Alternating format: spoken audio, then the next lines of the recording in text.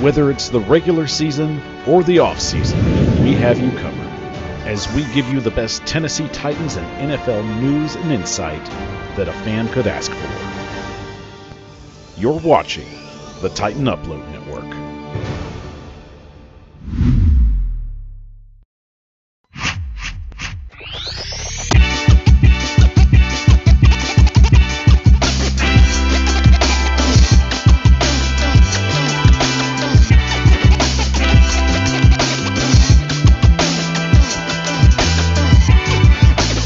Watching the Power Hour with your hosts, Michael Bishop and Tyler Staggs.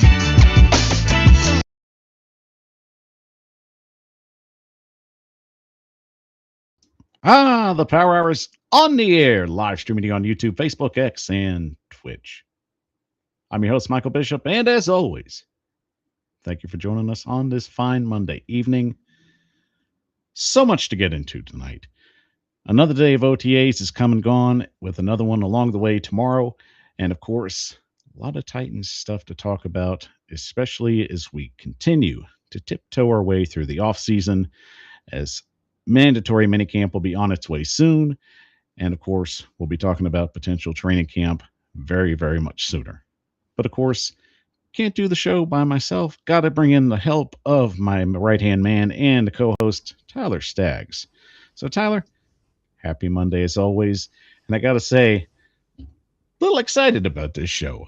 I mean, a lot of people feel like it's the dog days of summer for the NFL. You kind of just get little tidbits here. But I mean, hey, man, this is what we live for. It is. And happy Monday to you as well. And like you said, I'm excited for this show as well. You know, a lot of people may not be looking too far ahead just yet, but like you said, it's getting to those days of summer, and even though we still have some OTA practices going on, this is something fun to look ahead to, and also something that we can look back on come next year and see, like, hey, how'd we do last year when we were, kind of talking about this? Likewise. And I mean, in retrospect, it's the excitement of just knowing the season's going to be here within literally about 3 months. So it's going to go by just like that. So don't you worry about a thing.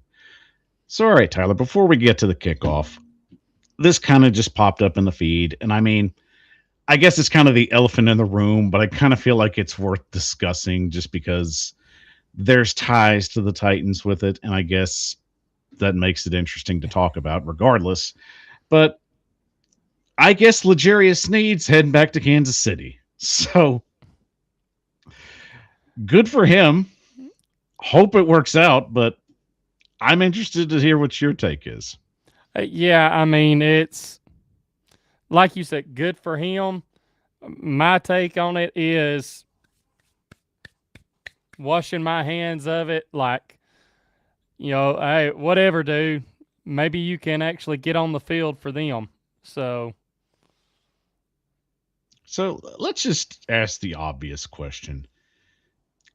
Do you feel like that might be maybe unquestionably the worst free agent signing the Titans have ever made? Ooh.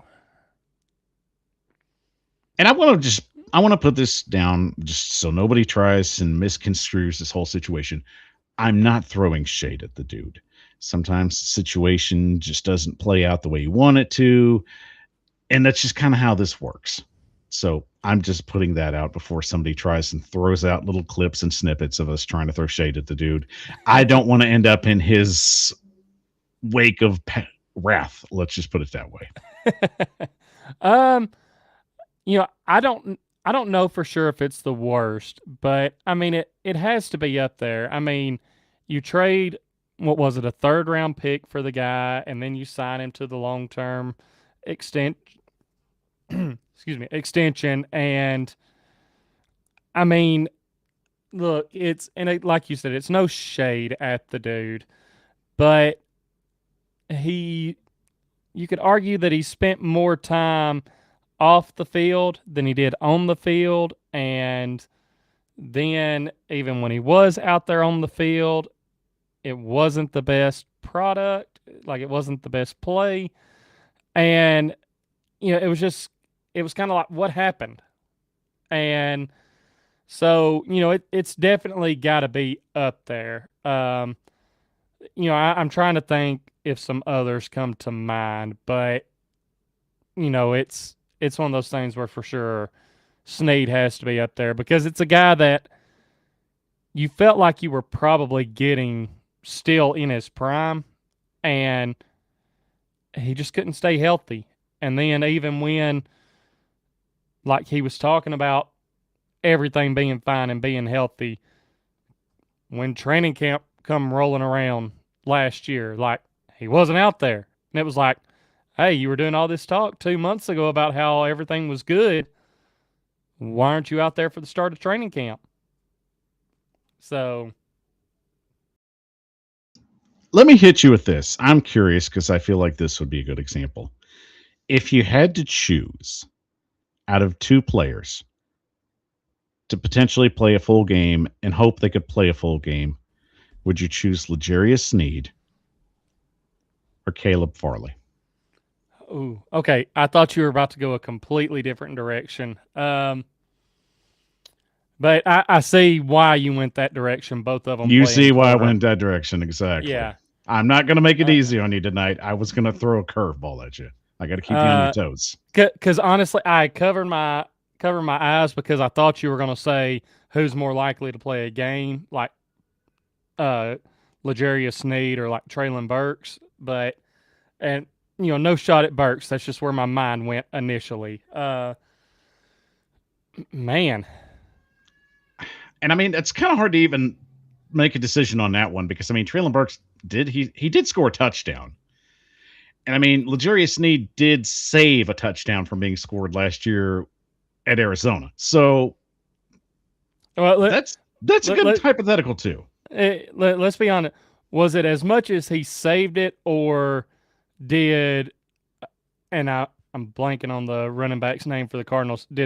Was he already going to be letting the ball go, and Snead just kind of gave it that last little tap, but I mean, right place, right time. I can't really take it away from him or not add him to the equation.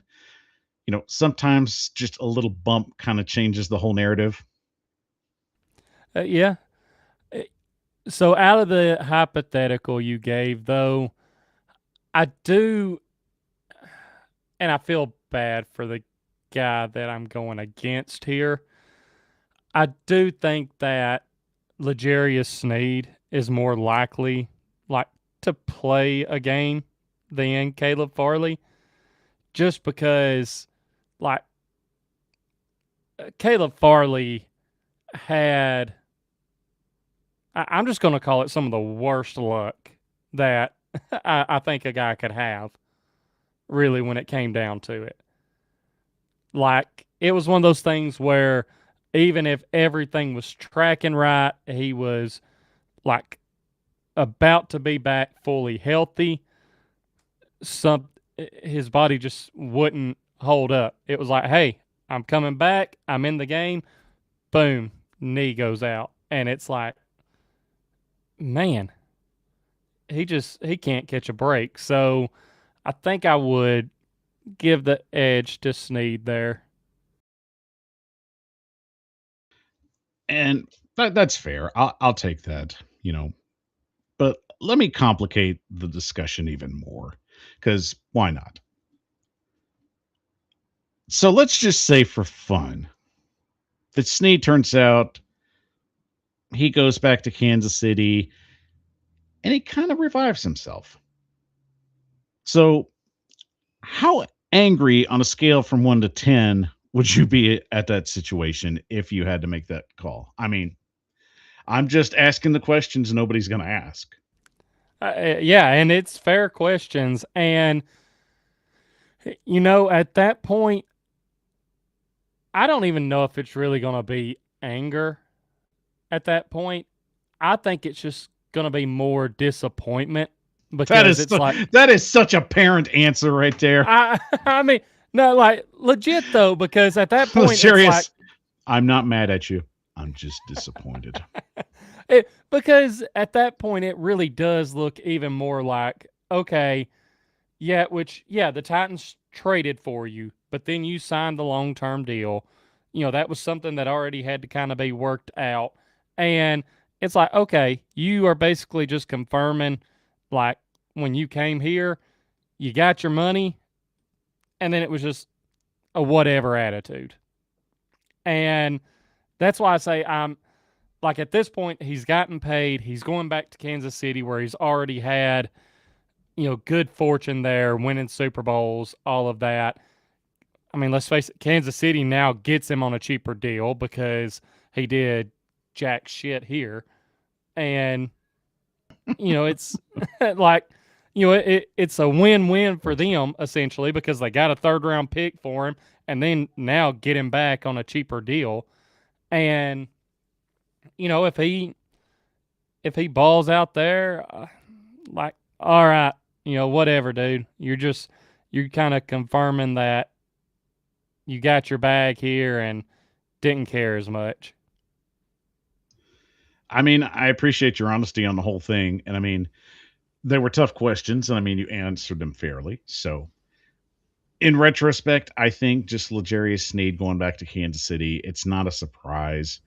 Whatever he's going to do going forward, it is what it is. I'm not going to just dwell on what didn't work out. It's about progression. Life's always about progression. You move forward, whether anything works or when anything doesn't work. It's just how it goes. But speaking of working, Tyler, the Tennessee Titans were putting in work today on Monday in OTAs, and we definitely got to hit that now. So are you ready to hit the kickoff? I'm ready. Hitting the kickoff right now. Joining me as always is Tyler Staggs and your host, Michael Bishop, on the Power Hour. Let's hit segment 1 right now. And here's the kick. So, Tyler, it's kind of a copy and paste situation from last week, but at the same time, I'm happy with the results of it. So, you got to start with Carnell Tate. Obviously, having a good OTA session, and today was no different than last week. He goes out, makes a nice 50-yard catch that possibly could have been a touchdown in a game. The dude is just getting the feeling out presence with Cam Ward, and it's the very exciting driving point heading in to training camp, and I feel like it's going to continue to build up and build up and build up. I mean, what's your take on it, Tyler? I mean, do you feel it's just one of those balloon situations that you're just kind of waiting for to pop? Or do you feel legit that just Carnell Tate is actually just showing up and showing out? I feel like he's legit just showing up and showing out. Now, I do want to throw this out there, and I'm sure other Titans fans have thought of this, but it was something that really kind of stood out to me a little bit more today.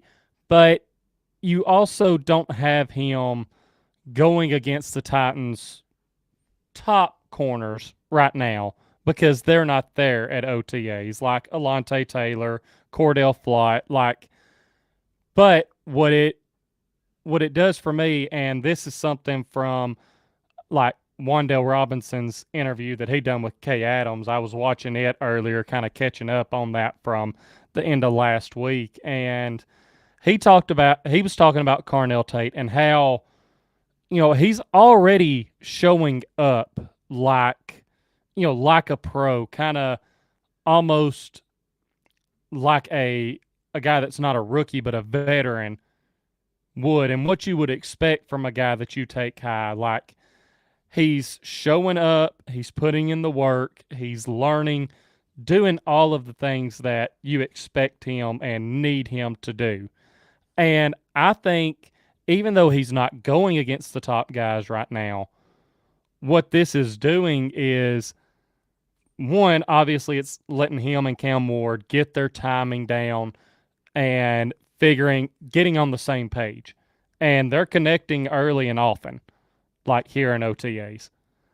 But two, it's also getting his confidence built up because, you know as well as I do, you hear a lot of times guys come in and they're like, man, just the speed of the game, the difference from college to now, like it's so much faster. And even though he's not going against these top guys, he's still seeing that difference and going against guys that have been around the league. And so, yeah, I don't think it's like this balloon that's just blowing up that's eventually going to pop. I think it's just Carnell Tate doing what Carnell Tate can do. And I think it's just going to continue to go that way. And great point. I mean, I definitely feel he's getting his feel, and it's not a game situation. So, of course, that's going to happen when they eventually get him out on his first preseason game and gets his feet a little more wet. But still, the excitement's warranted. And let's just be honest, the last few years, the Titans have really just needed something that just could inject a shot of hopium in the arm of this fan base. And it's nice to see that Carnell Tate is just doing that every chance the Titans can get him on film for the fans to enjoy. So I have no qualms about that. But let's move to the quarterback situation. Cam Ward made his mistakes today, and that's fine. But what got my attention today from Jim Wyatt putting out his piece on OTA recap, Mitchell Trubisky, who had missed the 2 previous OTAs, and apparently it was because his wife had given birth to their second child. Congratulations, by the way. Came out and had the best day out of all the quarterbacks, Tyler.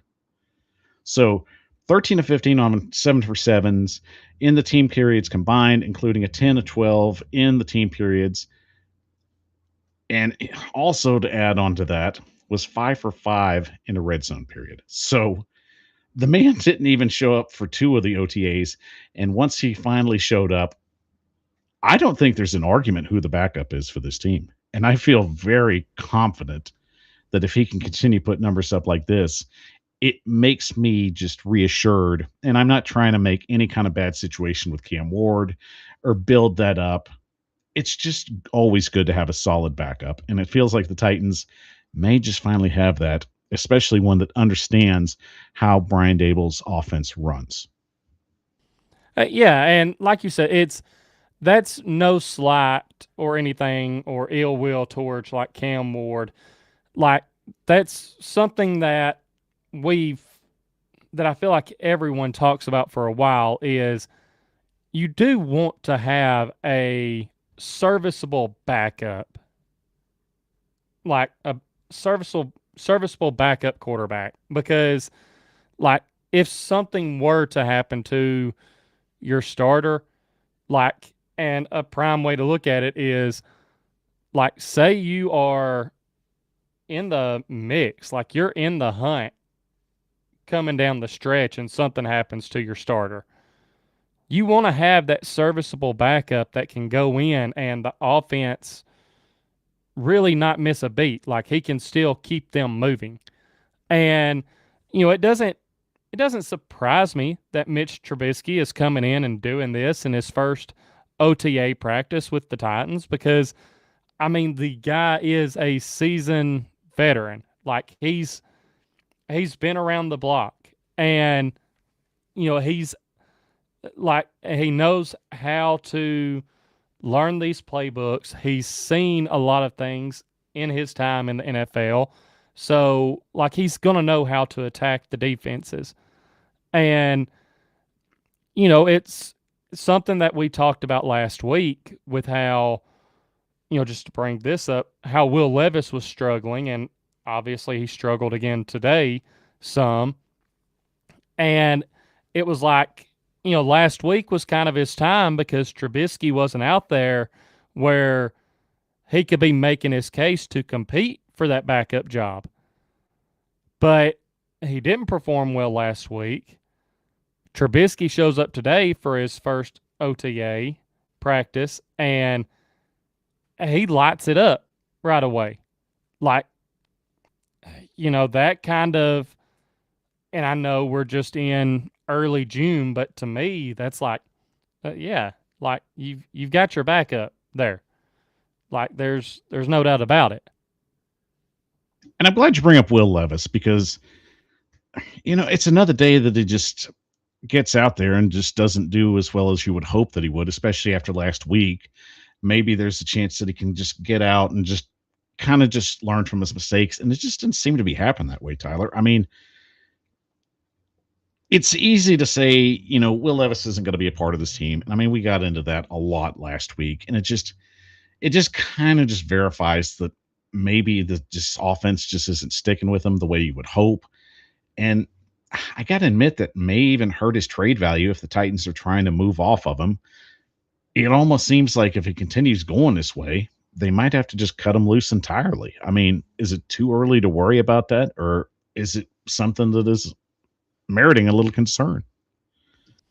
It's I think it's fair to have a little concern about that because obviously you have the reports coming out of him struggling right now, and just kind of the up and down because I know like Austin Stanley or maybe it was just A to Z in general, like kind of put out there that like it's a roller coaster ride with him. He'll make some of the best throws that you see during OTAs, but then he's got also like the lowest of the low throws that you could have. And, as of right now, I'm not too worried about it hurting like potential like trade value for him. Now, if this continues on into like training camp and early preseason where we need like where we really need him to kind of be showing out to have that trade value, like especially preseason, then it's like, okay, yeah, getting a little worried they're just going to have to cut him like outright. Because other teams, they're going to be keeping up with it and they're going to be like, well, if he's playing this bad, there's no way they're just going to hold on to him. Like they're going to cut him and then we can take a chance of getting him like, without having to give up anything for him. And moving on to the defensive side of the ball, because this really got my attention. Jermaine Johnson, I think, is going to be an intriguing watch for this entire 2026 year. Basically playing on a prove it deal. We don't know what the Titans are going to do, especially with Jermaine Johnson at this point. Is he going to fit in just like a glove, or is there going to be a transition to where he just gets himself adjusted to just everything again? I mean, he comes out and has a pretty solid day, breaking up a Cam Ward pass and then chasing down Tajay Spears after making the catch and really just getting out there and just handling business the way he needs to handle it. So retrospectively, I got to feel that while it's a make it or break it deal for him this year, I'm very much interested that he's going to fit in very, very well. Already knowing Robert Saleh's system. I mean, that's the defensive guy I have my eye on, Tyler. Hey, yeah, I agree. And like you said, like it's good to see his name pop up in the first practice where he's out there. And like, let's be honest. Okay, having the play recognition to be able to knock down like the screen pass that Cam Ward was trying to throw. But then to me, the more impressive thing is because, last year he was coming back from wasn't it an Achilles injury, I believe. And so last year was his first year back from that. And, usually first year back from an injury like that, you're still not completely in the groove. But then second year back, you start getting into it more. And like the fact that he was able to chase Tajay Spears down on a screen pass, like we know how elusive Tajay Spears can be. Oh, yeah. And even from what's been talked about from the open OTAs, like how elusive he's been. So chasing him down, that's like, all right, dude is like he's feeling himself right now. Like it feels like he feels back to kind of his pre-injury self, maybe. And like you said, already knowing Robert Sala's system, that helps out a lot. And I think he's definitely a guy that you have to keep your eye on.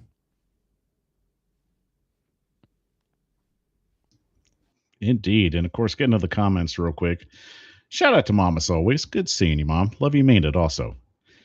And Mr. Stiller fan. Robert Saleh will make this team competitive because he will reshape this defense. Be sure that AFC South is not a very dominant division. And I'll get to his next comment when we get the next segment. But to hit on that, I mean, I do the AFC South Roundtable every Tuesday. And, we come into agreement, especially with our strengths and our weaknesses. And I mean, it's a very much open division. But the one thing I definitely am going to be honest about is going through all three teams, the Texans have an elite defense that could get them to the Super Bowl if they wanted to. The Jaguars, they missed on free agency. Their draft was less than to be desired. But they still got some pieces. And with the Colts, I mean, it all comes down to quarterback. If they can get Daniel Jones back to what he was last year and build off that, they're a competitive team. But you're asking a lot from a team that really went out and just threw the bag at Alex Pierce. And I mean, that's a big throw. And I understand why they had to make that throw, but at the same time, Chris Ballard is really just walking on thin ice. Here's the thing, though. I feel like he's been walking on thin ice for like years now, but somehow he keeps skating by. He really does. I mean, honestly, they're Colts rep, and a lot of Colts fans are still trying to figure out how he has a job. And right. Because that was just a monumental collapse they went through.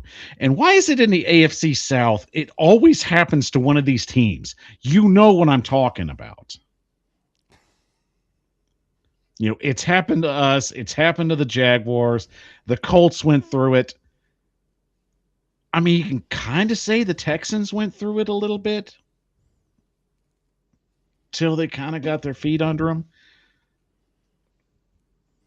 I mean, it's just how it goes. And I mean, that's another good point, Steeler fan. I mean, this is the selling point. And I mean, eventually we'll get on a show with this because I don't want to get too much into it because it's a great topic that we can just kind of just stick a pin in and see what happens. But, the offense is going to live and die by what Cam Ward can do in Brian Dable's system.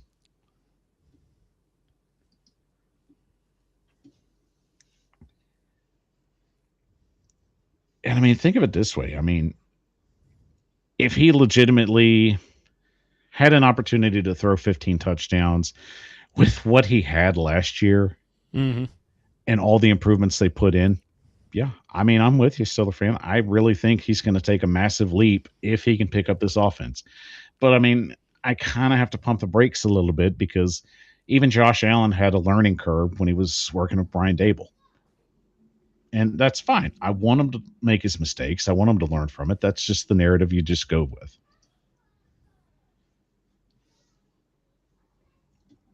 But all in all, I am excited the way this OTA session has gone. Tomorrow's going to be another day.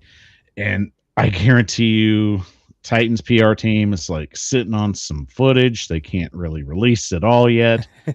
That's going to be the fun part when we get to see it.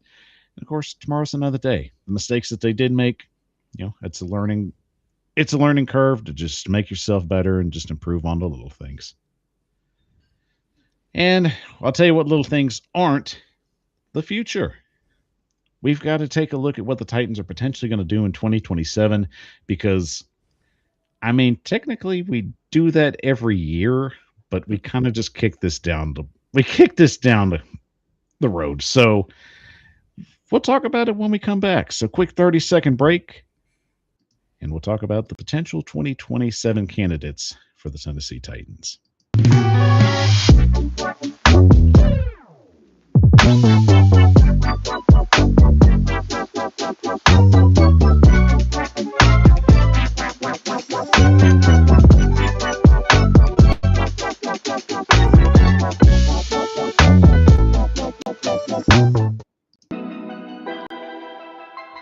watching the Power Hour with your hosts, Michael Bishop and Tyler Staggs. The Power Hour is on the air, live streaming on YouTube, Facebook, X, and Twitch. I'm your host, Michael Bishop, and as always, thank you for joining us on this fine Monday evening. Mr. Stiller fan just showed up out of nowhere and was hitting us with some pretty good questions, and I am digging it, Tyler. I love when the audience really just gets into the chat and just throws questions and statements at us. I love the engagement. It just makes me excited. Yeah, same here. I've been seeing, his comments, and I do want to throw this in. Steeler fan, I know Michael and I. This is something we've talked about. We're both excited for what this year could hold, and I definitely think that, as long as Cam and the receivers can get on the same page, we've been seeing it early in OTAs, but as long as they can keep building off that, learning the offense, I think this could be a big year for Cam Ward. And I think this could be a surprising year for the Titans versus what, a lot of national people might think. So, and, like you said, Steeler fan, he's bringing up some good points, and, some points that, we've kind of hit on a little bit before, but yeah, I'm liking seeing the activity in the chat. So, in retrospect, we come up with a way too early mock draft, and I didn't really want to go through a whole 7-round draft this year because there's just so much uncertainty. So I felt it would be a lot easier this year to just do the first round. That's what people are interested in anyway. It's not just a consistent talking through players we're probably going to have to go and do a lot of depth and research on, because honestly, Tyler, if I go back to last year's show, were we really going to hit on some of those picks anyway? We might have. I'm not throwing us under the bus. I'm just saying, just to engage an audience in an off season where there's plenty of ball to talk and there's a lot of topics we like to just kind of kick down the road and make for interesting talks as well. Don't shoot your whole wad. It's a long way to go. So I felt, let's just give the people what they want. They want a steak dinner. Let's give them a steak dinner. So I'll cook my steak, you cook your steak, and we'll discuss. So let's go ahead and hit segment 2 and talk about the future.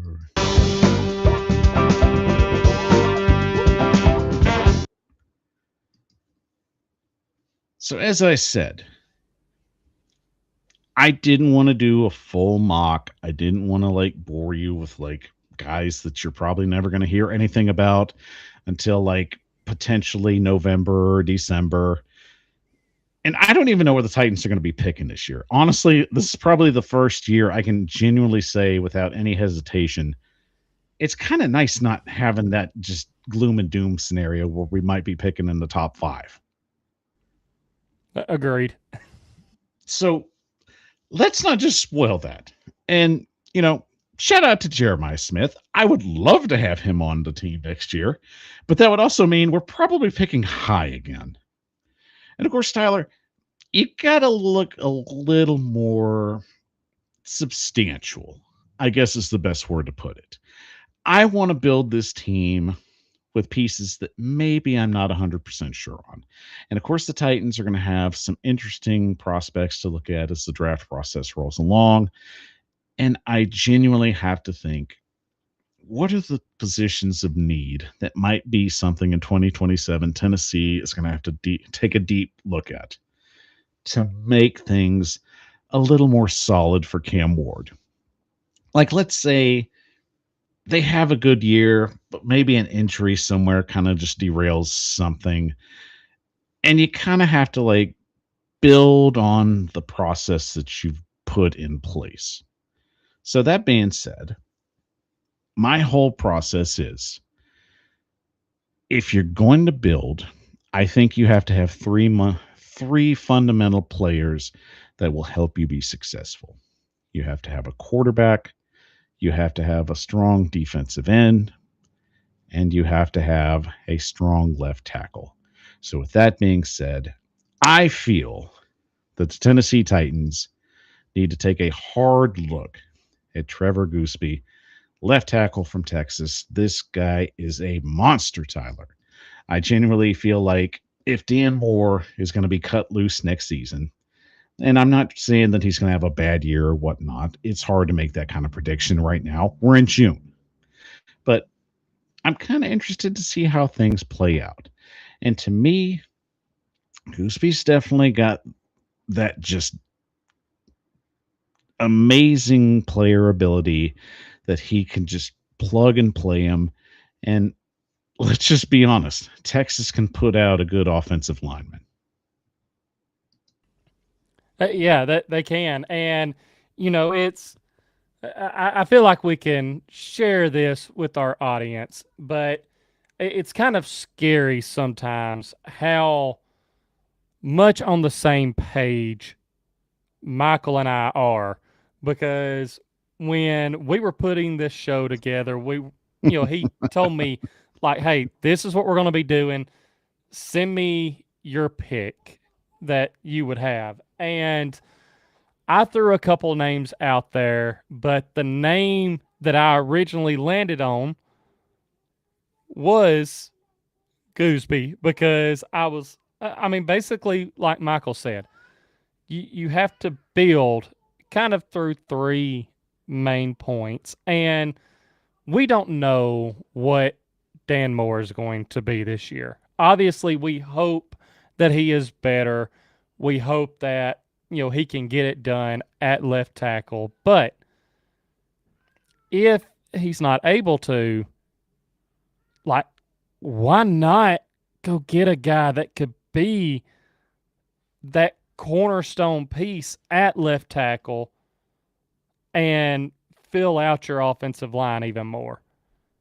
And, I will say, I did end up picking a different guy because Michael and I don't want to just bore you with us being like, hey, we're on the same page and we're both picking this guy. No, we got to switch it up a little bit, have some fun with the show here. But, that just tells you like we were on the same page as far as thinking if it doesn't work out with Dan Moore, if you're in position to draft Gooseby, like, you do it, because that could be your guy for years to come at the left tackle spot. And I mean, his whole career basically built off the left tackle position. 846 snaps in 2025, 355 were run blocks, 492 were pass blocks, played in 13 games, and allowed 3 sacks, which in the SEC, with the competition that they play, and of course playing Ohio State at the beginning of the year, I'll say that's pretty solid for a guy that's taking the place of Kelvin Banks. So my narrative is, I'm sorry, I'll let you finish your thought when I'm finished, Ty. But my thought is, especially knowing you don't have a slight edge of what Dan Moore is going to be in 2026, I do feel that this was just kind of one of those Band-Aid deals that kind of had to be made. You're not 100% sure if it was going to work out. But I mean, for what Dan Moore was on the market, you kind of had to just take a chance. But I feel like this is maybe the one situation Mike Borgonzi can solidify and just have an opportunity at upgrading even at a position that might be a big fix for 2027 going forward.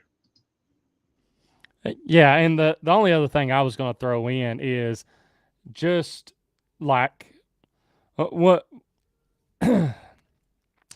off of what he done last year, like this is a guy that you probably could have said would have been a first round pick this year in this year's draft.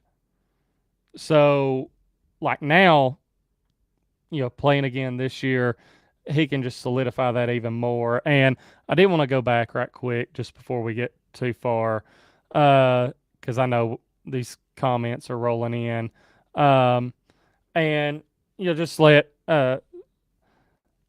Steeler fan know, like, one reason that we're talking about the off season already is because we could sit here and you know talk about the OTAs until we're blue in the face, but it's also at that time where you're getting to where there's not just a whole lot going on, like outside of the OTA stuff. So, it's another good talking point to think about.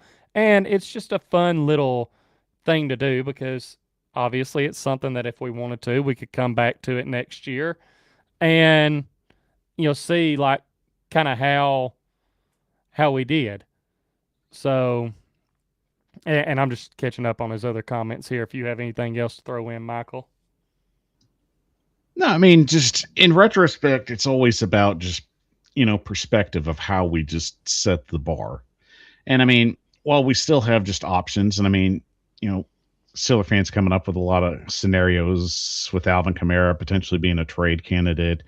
And, I think if the Titans were in better position competition wise, especially to contend, that's a possibility. But at the same time, guys like that, if they have an opportunity to go somewhere and potentially go to the playoffs or even the Super Bowl, they're going to make that move if they can. And I think right now the Steelers are kind of just, the Saints are basically just kind of just waiting and seeing, what the market's going to offer, especially if an injury pops up. I think Alvin Kamara, the Saints would like to use him in their plans long term, but these things just kind of just progress. If somebody that comes up and maybe makes an offer too good to refuse, it's a possibility. But I digress. I think Gooseby, as the left tackle from Texas, is my pick. And I genuinely feel like if you're going to replace anybody on the offensive line, I think you have to solidify your left tackle position because it is one of the top 3 positions in the NFL that matters the most. So, Tyler, I've gotten my point out. So, strangely enough, we're not going to have to go too far to find the next player. No, we're not. And, I'm going to preface my pick with this. When I was looking at this, I was kind of looking across different mock draft simulators to see where they have the Titans projected to pick at. And just if that was the case, who are some guys around there that I think could be, an interesting pick. And again, originally we both had the same guy, but I said, hey, Michael, you take him. I'm going to switch it up and have some fun. I can make an argument for this. So let's go ahead and pull it up. And I know we just drafted Carnell Tate, 4th overall. And I have high hopes for Carnell Tate. I think Carnell Tate is going to have a year this year. I think he's going to have a great rookie year. But, Michael, what's better than just having one number 1 wide receiver? A guy that you could consider a wide receiver 1. Well, I'm glad you finished up that sentence because you said what would be better than having a number 1 wide receiver. I was going to be saying Jeremiah Love, but that's another story. But, I would suppose that especially with Calvin Ridley's contract being up, and I would have to say maybe if you're not feeling too confident about Elk Manor, which that's another situation we'll have to see play out, I guess you would go with another wide receiver for Cam Ward. Exactly. And this was, again, just looking at where they had the Titans projected to pick and thinking about some things. You mentioned it. Calvin Ridley, you know, is he going to be like, what are the chances he's still here after this year? You already Not very have likely. you already have Carnell Tate. Yes, you have Wandale Robinson in the slot. But why not have another outside guy? And who knows, Alec Manor, I was proud of how he stepped up last year when he got thrown to the Wolves and had to come in and play more. Same with Chim DK. But you look around the league at some of these teams. You look at like the Cincinnati Bengals, Jamar Chase and T. Higgins. You've got two guys that you could consider a wide receiver one. Like you pull T. Higgins and put him on another team, he could be that team's wide receiver one. You look at like the Rams, Puka Nakua, Devontae Adams. Yeah, Devontae Adams getting a little older, but still. Pull one of them off, throw them on another team. Good chance they could be a wide receiver one. So having two very solid wide receivers. And, I'm interested to see what Cam Coleman does this year at Texas with Arch Manning because, I feel like when he was at Auburn, they kind of struggled to get him the ball a little bit more, like with their quarterback situations. But he was a guy that was still making plays. He's another big body guy, 6'3", I think around 200 pounds. And he's a playmaker. We talk about making things easier on Cam Ward. Like, you look ahead to next year. Say for some reason they end up being in position to draft Cam Coleman. And then you're heading into the next season with a receiver room that consists of Carnell Tate, Wandale Robinson, Cam Coleman, Alec Manor at like the 4 spot, Chim DK at the 5.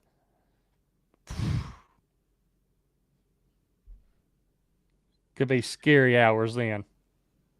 I'm not gonna lie, that's a pretty scary lineup. So I love the creativity in that. So I mean, Cam Coleman to me is definitely going to be a potential top 10 candidate for the draft next year. So I think that if the Titans could see him slip, like some players do, because let's face it, I mean, there was the draft we were talking about a couple of years ago. We were pretty high on Jackson Smith and Jigba, and he fell all the way to the Seahawks. So I don't think it's impossible to see guys slip out for a variety of reasons. I think it's going to be a very quarterback heavy draft this year, especially for teams that are just not sure what the situation they're in.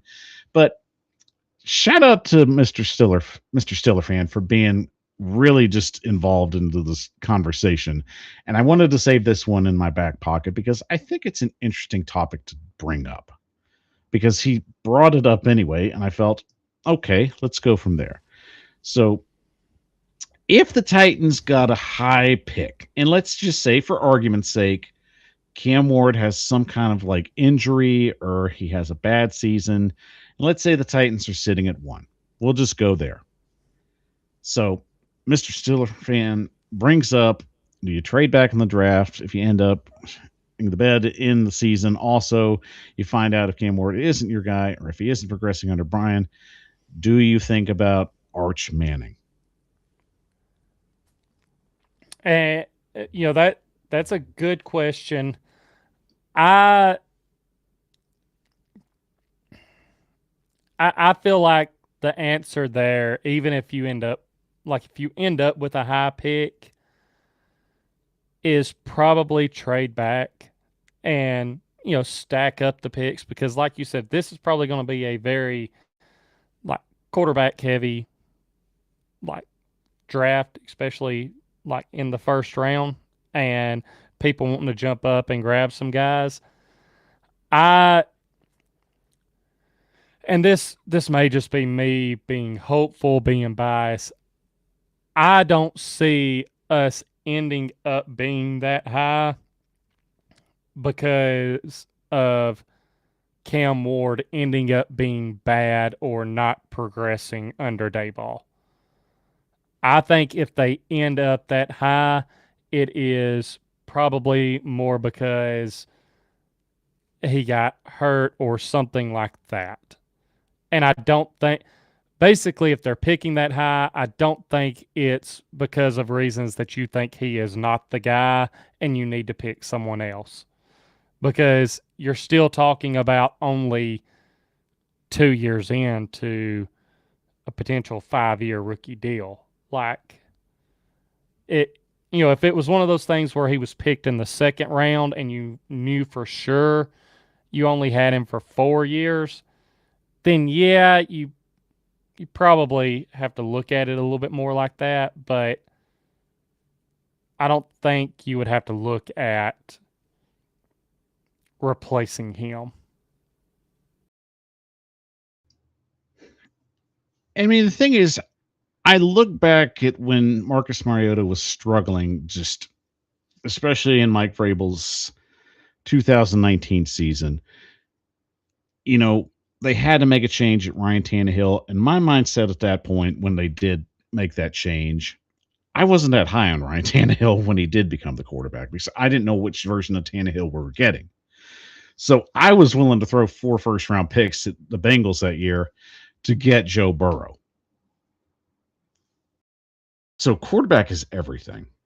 It matters in this league. It's the driving force for every NFL team. It does not matter. So I don't know. I could give a good answer on if I would make that move because in retrospect, it's hypothetical, but at the same time, it's maybe something I don't want to breathe life into because I believe that highly in Cam Ward. I'm not trying to throw the kid under the bus. I really just want to just kind of sit and see the ride and hope that there's excitement, especially from what we saw last year. There's plenty to be excited with the weapons that we've added. If the offensive line can play good, I'm not asking for great or elite. I'm just saying, give me good offensive line play. I can live with that.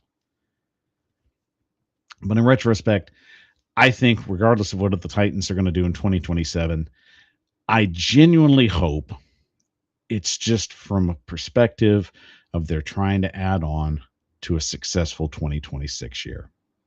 So if they can do that, then that just makes me a little more excited for that draft because I would rather draft at a lower position than a higher position, especially the last 4 years we've been in.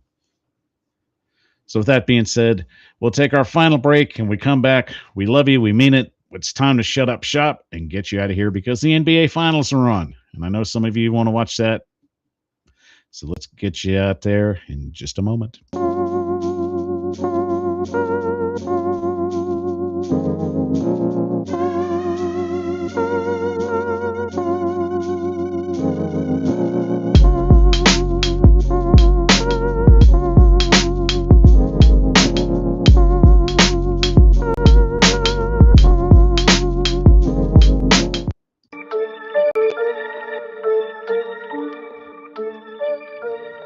Watching the Power Hour with your hosts, Michael Bishop and Tyler Staggs. The Power Hour is on the air, live streaming you on YouTube, Facebook, X, and Twitch. I'm your host, Michael Bishop, and as always, thank you for joining us on this fine Monday evening. Guys, you have been phenomenal. The comments have been great. Mr. Steeler fan, you've been great. Thank you for giving us such insightful information and questions and statements.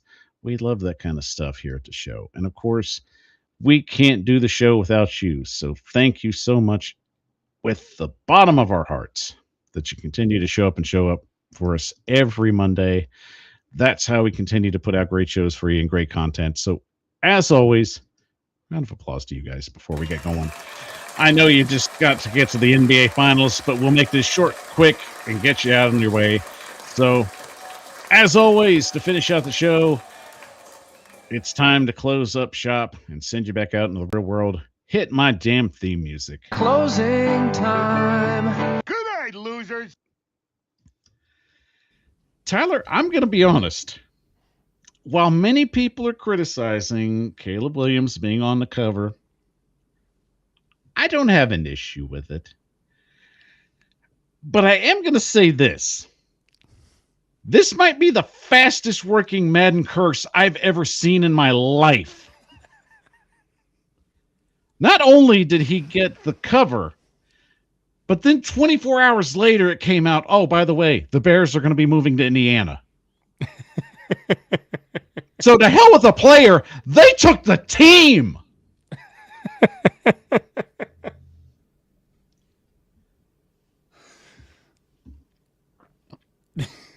I have no notes for this. This is the story.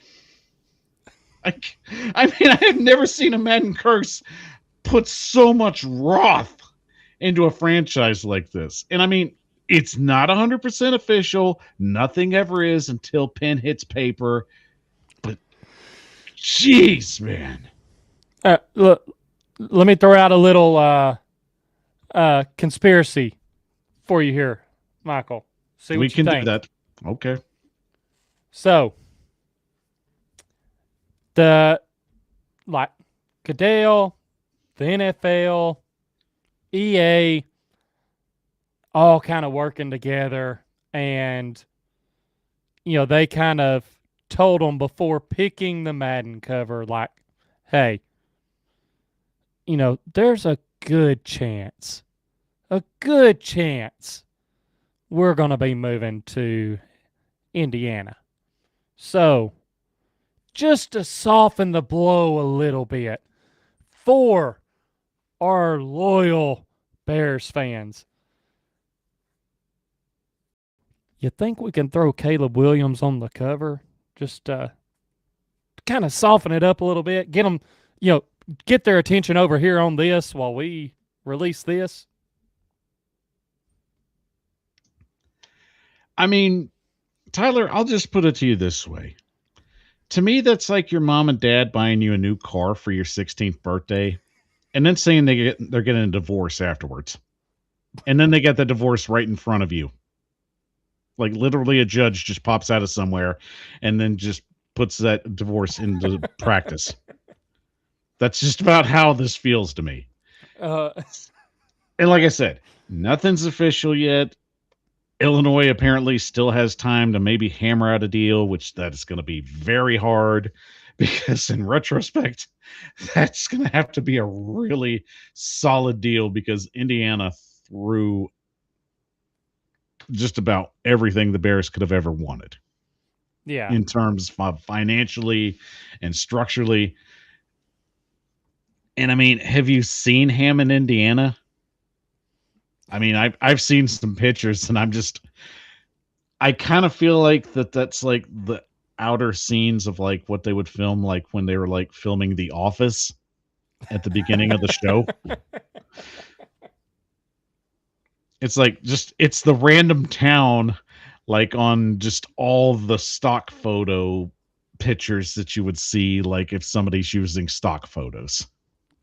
Oh, if they move there, what they need to do, like anytime the Bears are on TV, whatever network it is, just play the Office theme music as they're panning across towards the stadium.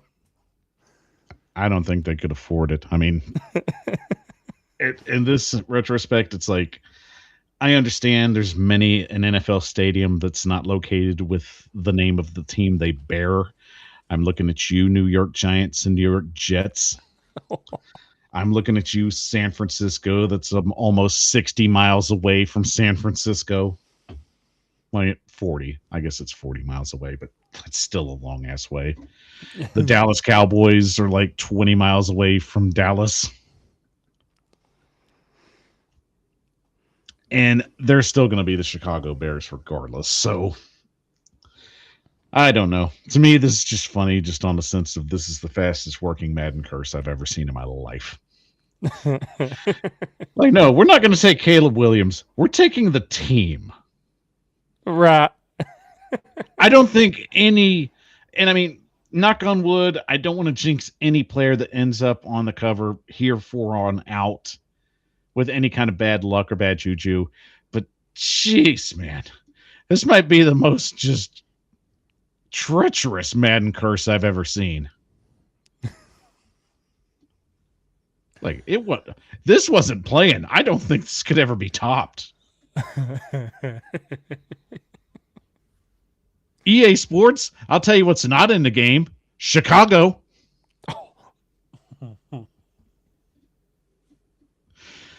I feel for you Bears fans. I really do. Oh. I guess they're still in the denial part of this because they don't seem that upset from some of the polls that I've seen, which polls are suggestive in a lot of ways. But still, I kind of feel there's just the denial part right now. I feel for you. So I hate that. And I mean, I guess we'll see how it goes. Nothing's official till pen hits paper.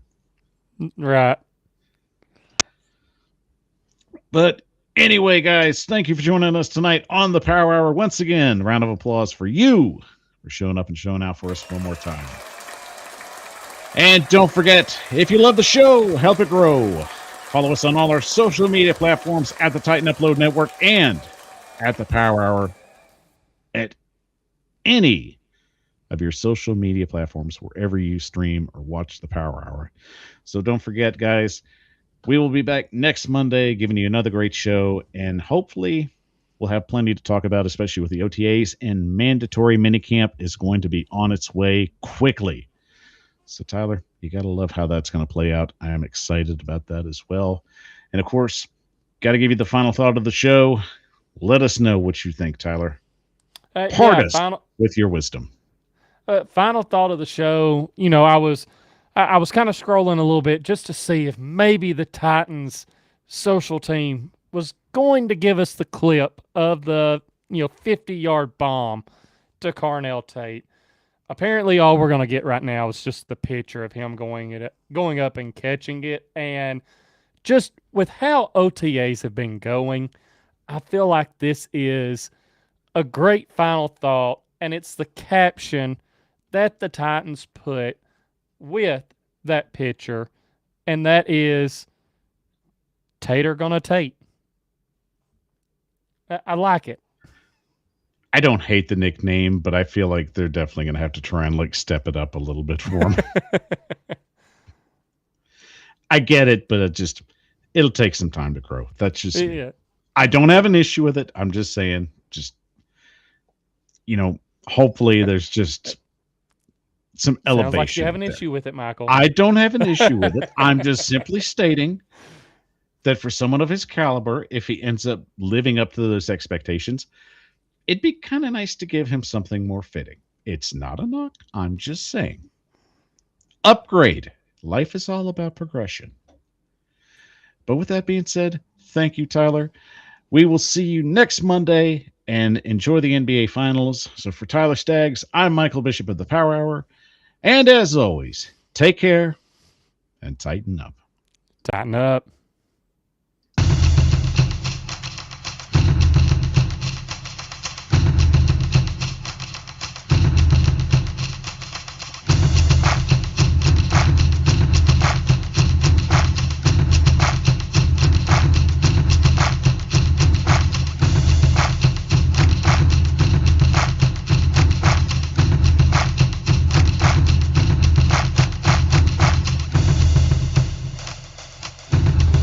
You're watching the Titan Upload Network.